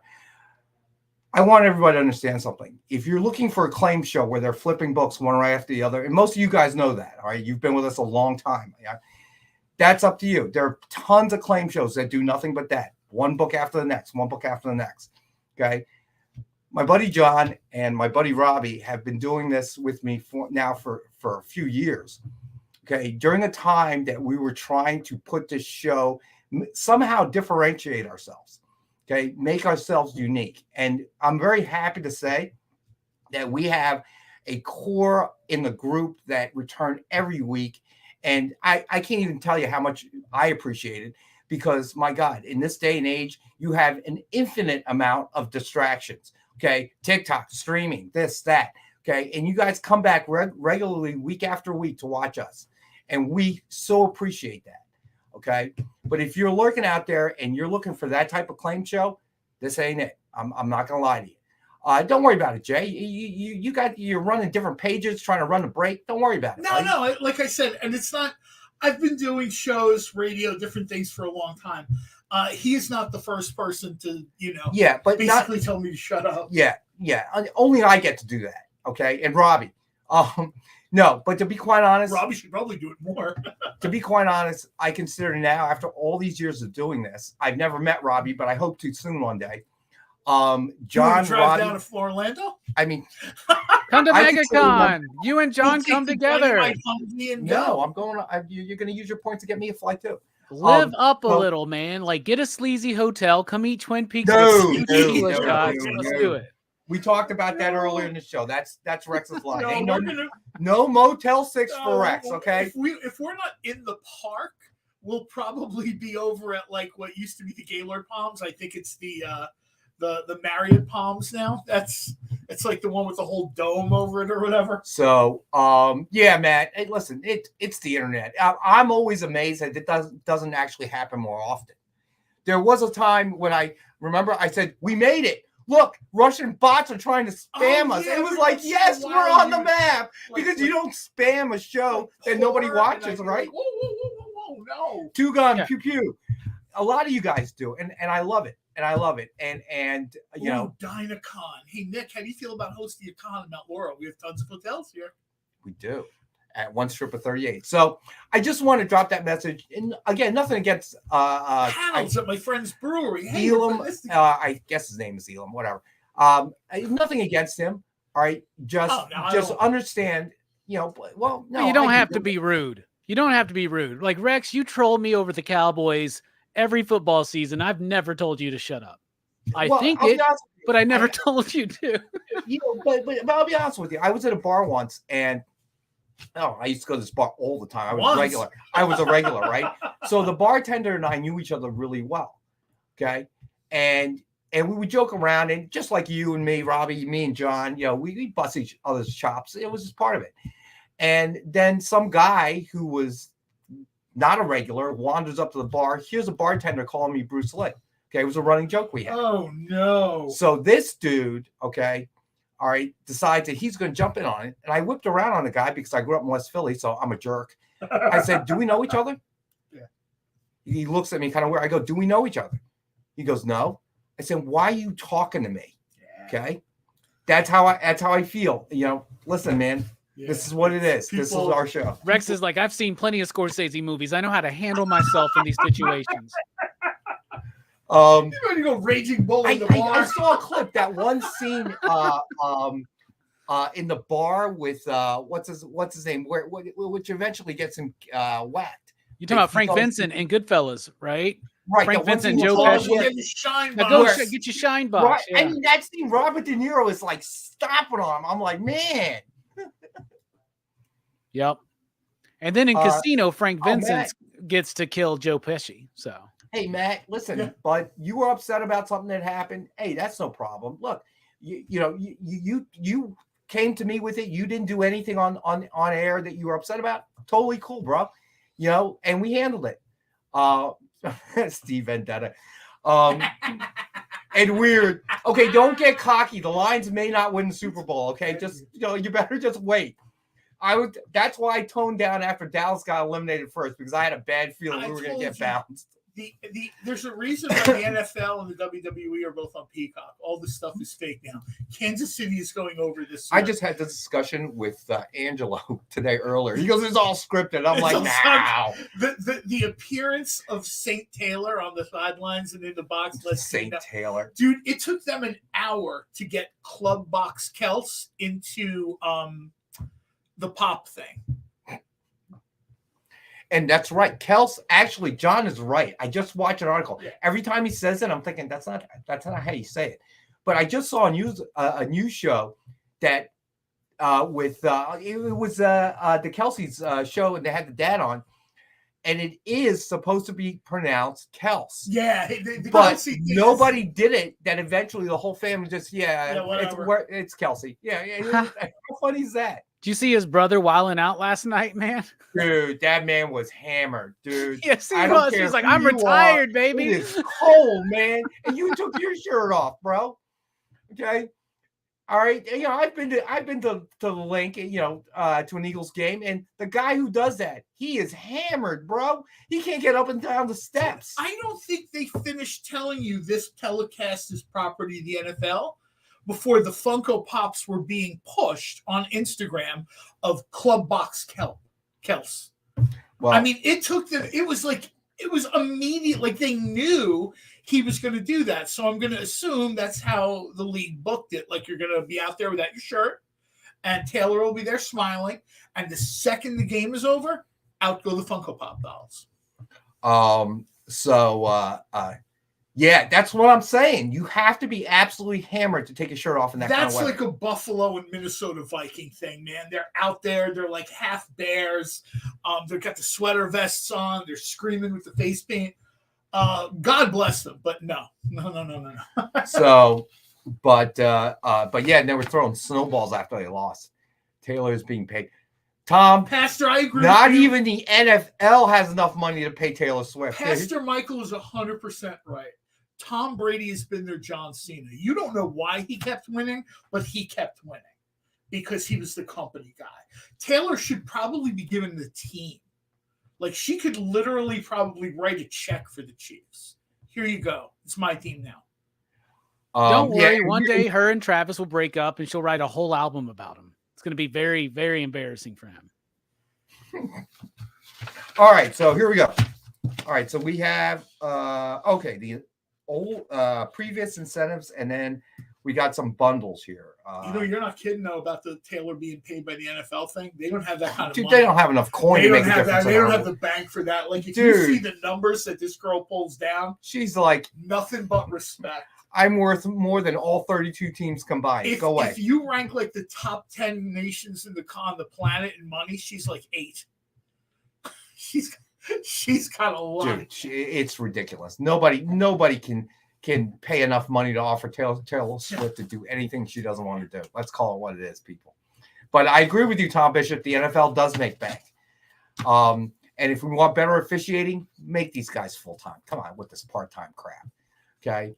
That is ridiculous. MLB, all of them. They're all full-time, the officials. That's crazy. All right. So the bundles. We have Amazing Spider-Man, Friends and Enemies, 1 through 4 miniseries, all 4 books. Got it for $4. I can't. Alex, I beat him up and made him lower all the prices. It's like you took his lunch money. No, I took his fakey Mjolnir and his fakey hat, and I beat him with it because I am worthy. Dwayne wants these, by the way. You got it, Dwayne. This is like below cover price, right? Probably. You pulled a Robert De Niro on him, is what you just did, Rex. I did, but with Mjolnir. Speaking of Alex, and by the way, you should go get your money back because your Mjolnir is hollow. Because I know that because I was beating you with it. I go, man, this is hollow. Still couldn't lift it. No, you could.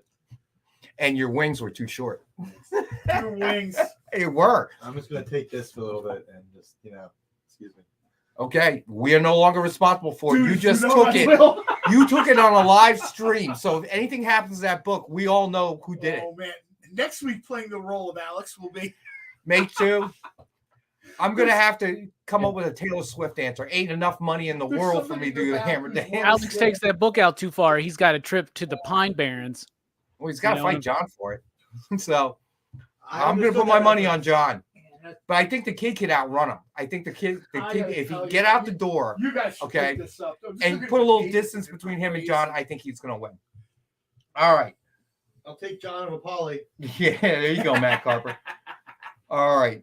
So then next up, we have Spider-Man number 1 through 3 from 2001, the Mysterio Manifesto. All right. So another little mini series. This is cool. Got this for $4. That's good, man. That's DeFalco and Friends, man.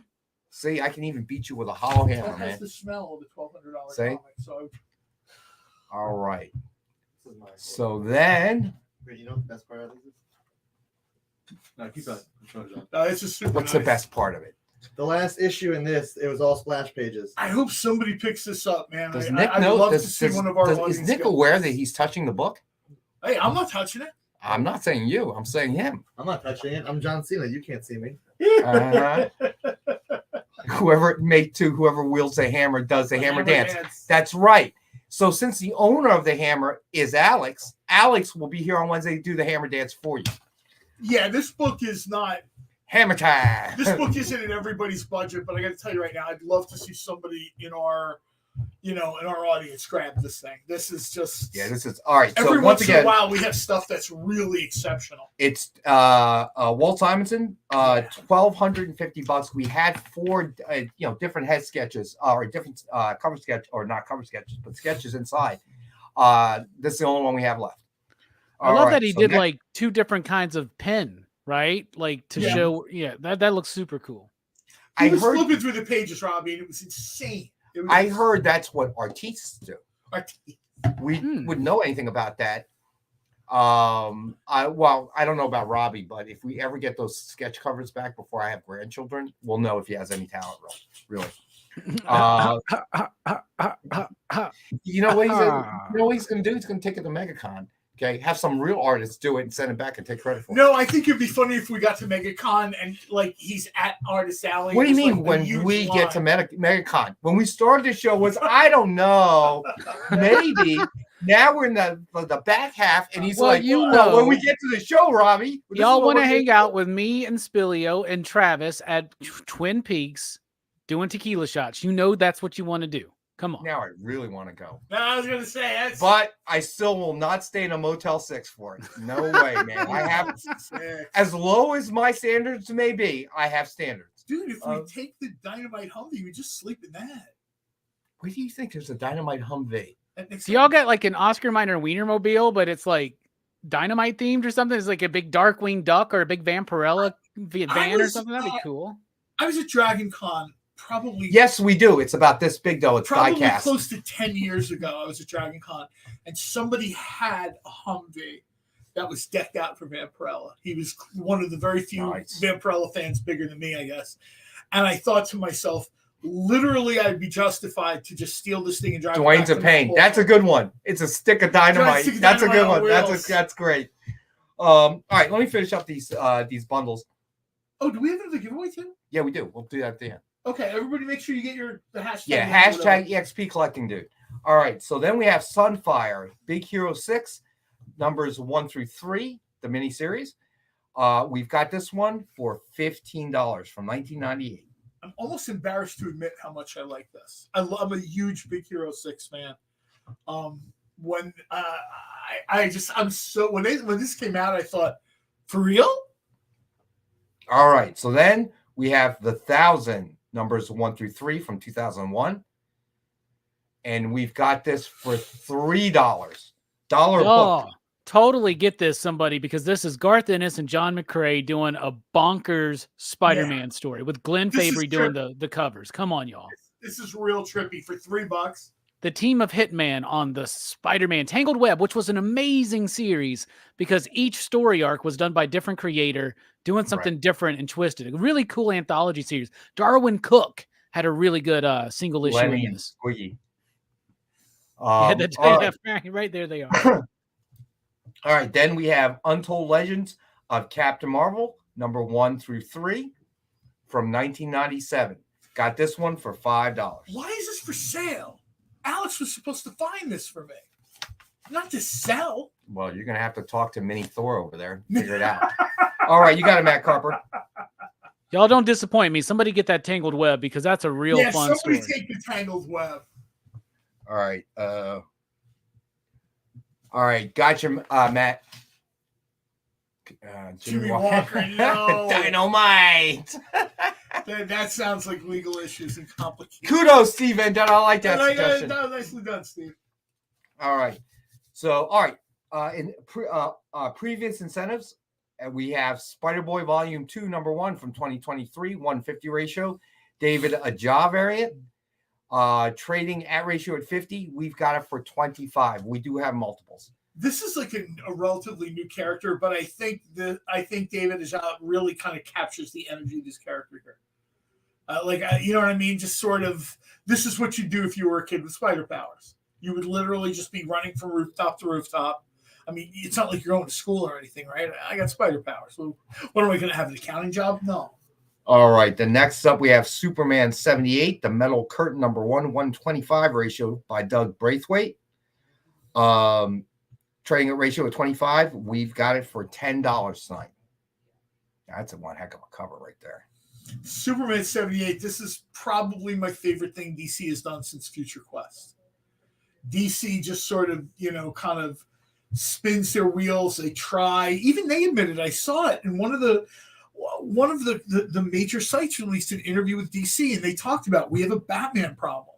We literally have overexposed the character so much that we can't get people to you know what I mean? They're like, we love our Batman audience, but nobody reads Green Lantern anymore, which I never thought I would live long enough to see the publisher actually saying, please read this. But, it's stuff like Superman 78 is almost being missed a little bit. Right. Because everybody's worried about the newest thing, what Batman is doing. Is he a vampire? Is he a zombie? Is he a zombie vampire? I just, they ought to literally put Batman on like a 12-month timeout to get those people cold turkey off of Batman and onto other books. You just don't like Batman. All right. So then we have Ultimate Spider-Man. Yeah, I just said it because the current Green Lantern run is good. They're doing really good stuff. Yeah, it's Jeremy Adams, man. Jeremy Adams doing Hal and Philip Kennedy Johnson on the Jon Stewart book. They're both really good right now. And the Alan Scott book's pretty good too, by Tim Sheridan, I think. Yeah, from what I understand, the sales just aren't there for these books, and that's a shame. Especially compared to like the Blackest Night days when Jeff Johns was on the title and it was DC's biggest thing pretty much, right?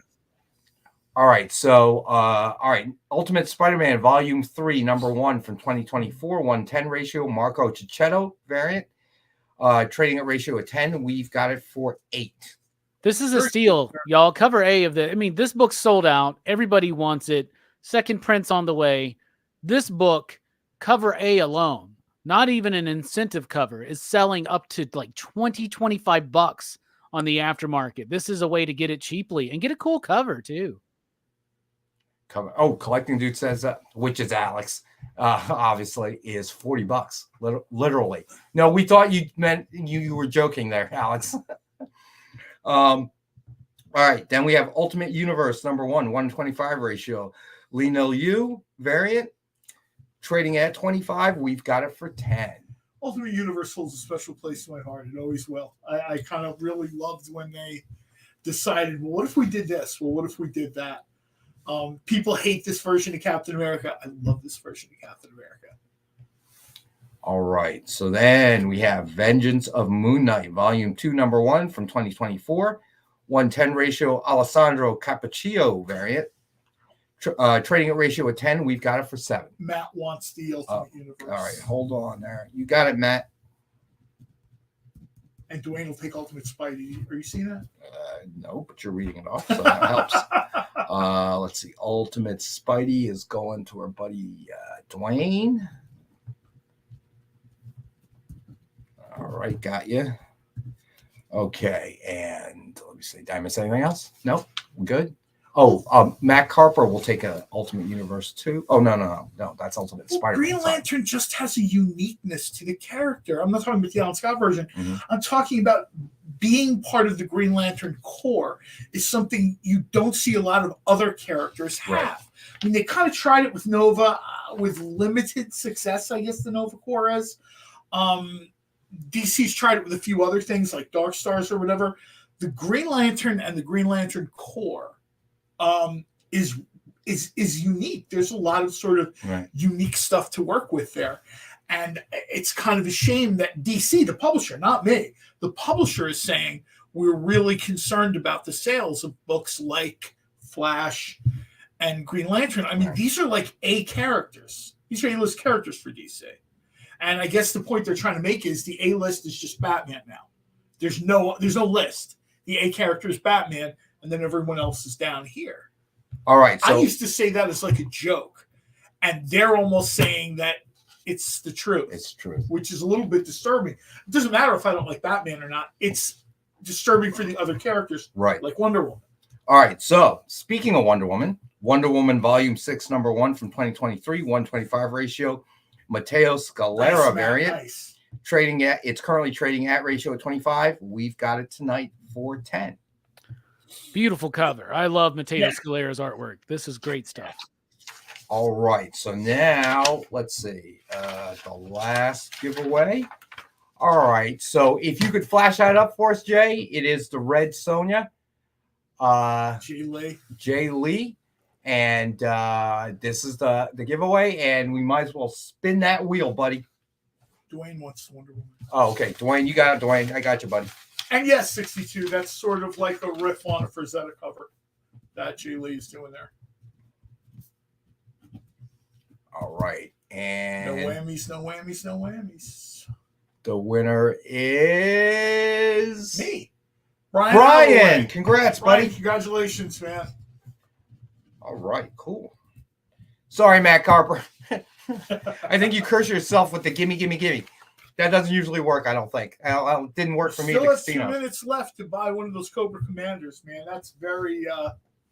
Yeah, if you're watching this on Rewind, you see something, if it's still available, email us tomorrow. We'll honor the price that we had added on today. So catch Robbie, who will be reviewing Casino at 9 o'clock Eastern. The world of Martin Scorsese at 9 Eastern, right? Yep, and we're going to make sure that every blueberry muffin has the same amount of blueberries in it. Nice. So wait, is it at 9 Eastern there, bud? 9 Eastern, yes. 8 p.m. Central. Going to be chatting about Casino. So, all right, Jay, and we have we have something at 10 tonight on the EXP. Yeah, so, at 10 Eastern, 9 Central, we're going to have the Devil's Advocates, and they're going to be talking about graphic novels. Cool. We will be back on Wednesday for 7 to 8. Friday, we'll be on. Amy and I will be on with Robbie at noon. Nick, there is no original art show this Friday. He's just going to start keeping the art now. That's what I thought. Well, no, he's got meetings he's got to hit. Go ahead, Alex? Tomorrow night, actually, me and Comic Dunes, we're doing a Dynamic Forces show on Whatnot. So we're going to be on Comic Dunes Whatnot. So that's tomorrow night, at least for me personally. And then thanks for Time. Oh, 7:30, 8 o'clock. Thank you. And thanks for Is using it my 7:30 or 8 o'clock? You guys can always follow me, but make sure you follow the EXP because we're almost at 2,500 subscribers on YouTube. And we hit that number. Oh, yeah, there's going to be like a giveaway or something, right? Seriously, it's going to be amazing. And keep in mind, next Monday, we're going to have Ken Hazer here live as our guest. We'll have the rest of his art, and I'm gonna try. I mean, if he doesn't want to do it, that's okay. But, I'm gonna grab some sketch covers, and maybe Ken will be nice enough to do one for us on the air. That'd be cool. Just drive down to his house to get it. You just want a burger. Well, I do just want a burger. Thanks for joining us, everybody. Thanks for Robbie, as always, for joining us. Don't forget to watch Robbie on Pop Culture Philosophers tonight. Casino, one of the great movies by Martin Scorsese. One of those movies for my generation. Very cool. What, did they have a new dance category for the awards now? Is that why he keeps dancing? I hope so. He said 6 trophies, 6 next year. All right. Well, thank you, everyone. Once again, we all night, appreciate you and thanks for spending time with us, guys. All right. And thank you, Jay, for pushing all the buttons. Yes, thank you, Jay. All right, take us out if you would. Join the party. Head over to our link tree to find all the links for everywhere the experience is all the time.